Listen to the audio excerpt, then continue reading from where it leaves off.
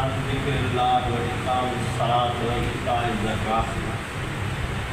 رب العالمین نے آیت قرآن میں فرمایا کہ وہ اللہ کے مرد ہیں، اللہ کے عظیم لوگ ہیں جن کو نماز قائم کرنے سے، زکوٰۃ ادا کرنے سے، خیر خیرات کرنے سے اور اللہ کے ذکر سے دنیا داری جو ہے وہ محروم نہیں کرتی، دنیا داری کو ان چیزوں سے غافل نہیں کرتی۔ الحمدللہ آپ لوگ بڑے خوش نصیب ہیں کہ اللہ تعالیٰ نے آپ کو دنیا داری کرنے کے لیے بھی صحت دی ہے، دنیا داری کر کے حلال رزق روزی کما رہے ہیں اور حلال طریقے سے جو روزی کماتا ہے وہ قیامت کے روز انبیاء اور صدیقین اور شہداء اور صالحین کے ساتھ جنت میں داخل کیا۔ لیکن اس کے ساتھ ساتھ یہ بھی ضروری ہے کہ اس حلال کمائی میں سے اس کو صحیح طریقے پر خرچ کرے، یہ بھی عبادت ہے۔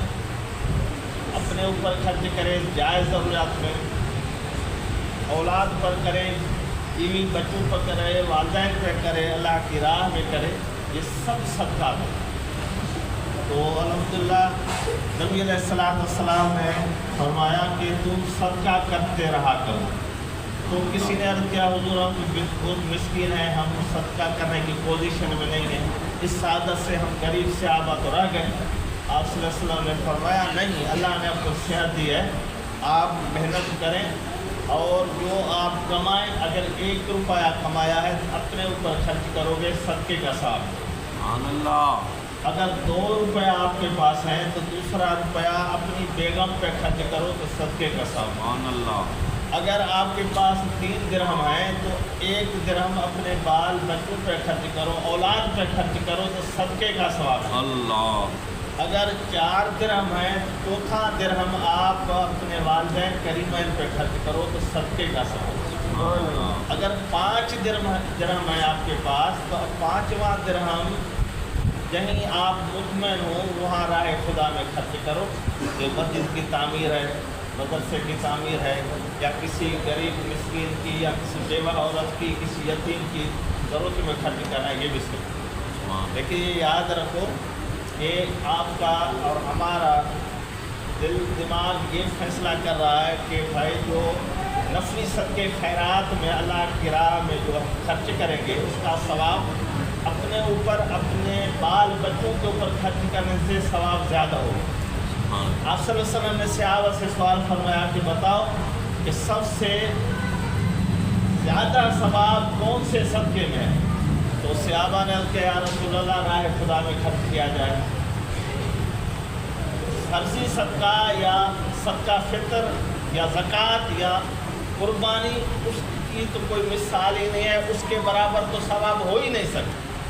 لیکن نفلی صدقے میں خیرات جو کرتے ہو اس کے مقابلے میں آپ نے اپنے بال بچوں پہ اپنے اوپر جو خرچہ کرو گے تو 1 گنا ثواب ملے گا، اور اپنے ذات پر، اپنی بیوی پر، اپنی اولاد پر، اپنے والدین پر جو خرچہ کرو گے اس کا 1 روپیہ خرچ کرو گے تو آپ کو 100 روپے کا ثواب اور اجر۔ سبحان اللہ۔ کہتے ہیں ہم ثواب، ہم حلال کمائی میں سے اپنی جائز ضروریات پہ خرچ کریں، اپنے اوپر، اپنے بچوں کے اوپر، گھر والوں پر۔ تو یہ عام نفلی صدقے خیرات سے ادھر 100 روپیہ خرچ کرو، ادھر 1 روپیہ خرچ کرو تو اس کا ثواب زیادہ ہے۔ کیوں کہ ان کے اوپر خرچ کرنا فرض ہے اور ادھر نفلی صدقے خیرات میں خرچ کرنا گنجائش کرنا ہے، نہیں ہے، کوئی حد نہیں ہے۔